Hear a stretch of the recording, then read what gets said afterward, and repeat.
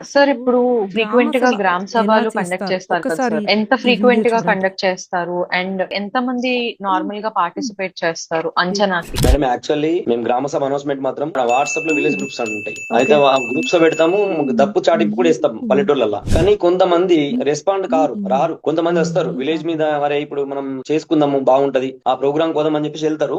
మనకు మినిమం కావాల్సినంత మంది వస్తేనే ఆ గ్రామ సభ యాక్సెప్ట్ చేస్తాం అన్నట్టు. ఒకవేళ ప్రజలు రాకపోతే ఆ గ్రామ సభను రద్దు చేసి మళ్ళీ ఇంకొక రోజు కూడా పెట్టుకుంటాం. గ్రామ సభ జరపడానికి ఎంతమంది ఉండాలి దాదాపుగా? మనకు దాదాపు 3,000 మంది జనాభా ఓటర్స్ ఉన్నారు కదా మేడం. దాంట్లోకి వెళ్ళి కనీసం అన్న ఒక 600 మంది అయితే ఉండాలి గ్రామ సభ జరిపేటప్పుడు. సార్ అది ఇంకొకటి ఈ గ్రామ సభలు జరిపేటప్పుడు ఎవరెవరిని ఖచ్చితంగా పిలుస్తారు సార్? మేడం గ్రామ సభ జరిగేటప్పుడు మేము మా ఎజెండా పంపిస్తాం అన్నట్టు. ఎజెండాలో గ్రామ పంచాయతీ సంబంధించిన వాళ్ళందరూ వార్డ్ మెంబర్స్, ఇటు ఎంపీటీసీ గారు అండ్ అక్కడ స్థానికంగా ఉన్న ప్రజాప్రతినిధులు అందుబాటులో ఉంటే వాళ్ళని కూడా పిలుచుకోవచ్చు. అది కాకుండా ఇప్పుడు యువజన సంఘాలు, మహిళా సంఘాలు, ఐకేపీ వాళ్ళు, ఆశా వర్కర్స్, పశు వైద్య డాక్టర్లు, స్కూల్ యాజమాన్యం, టీచర్స్, అంగన్వాడీ టీచర్స్, గ్రామ పంచాయతీ పరిధిలో ఏవైతే గవర్నమెంట్ నుంచి సంస్థలు ఏవైతే ఉంటాయో వాటన్నిటిని కూడా పిలుస్తాం వాళ్ళందరినీ. దాదాపుగా విలేజ్ లో ప్రతి ఒక్కళ్ళని మేము పార్టిసిపేట్ చేయడానికి వాళ్ళకు ఎజెండా పంపిస్తాం మేడం. వాళ్ళు ఎంప్లాయీస్ అందరు వస్తారు, వాళ్ళ సమస్యలు కూడా మాకు చెప్తారు మేడం. దాన్ని మళ్ళీ జనరల్ బాడీ కూర్చొని అదే గ్రామ సభలో మేము అది నమోదు చేసుకొని దాని వెంటనే పరిష్కారం దిశగా మేము ప్రయత్నం చేస్తాం.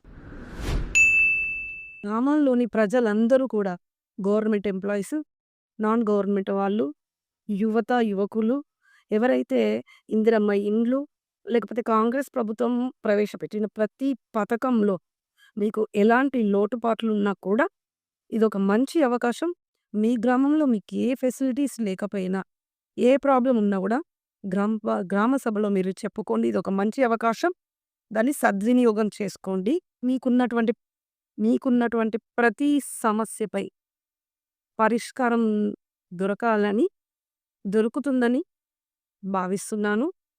ప్రతి ఒక్కరూ ఈ అవకాశాన్ని యూజ్ చేసుకోండి. మిమ్మల్ని ఎవరైనా ఇన్వైట్ చేయకపోతే అడగండి. మేము కూడా ఒక మెంబర్‌ని అనౌన్స్ చేయమనండి. ముందు రోజు లేదా ఈవినింగ్ రోజు, ముందు రోజు సాయంకాలం అనౌన్స్ చేస్తారు. డప్పు ప్రచారము లేకపోతే మైక్ ద్వారా చేస్తారు. అది కంపల్సరీ చేయమనండి. సద్వినియోగం చేసుకోండి. మీ మీ కుటుంబాన్ని, మీ ఊరిని మీరే బాగు చేసుకోండి.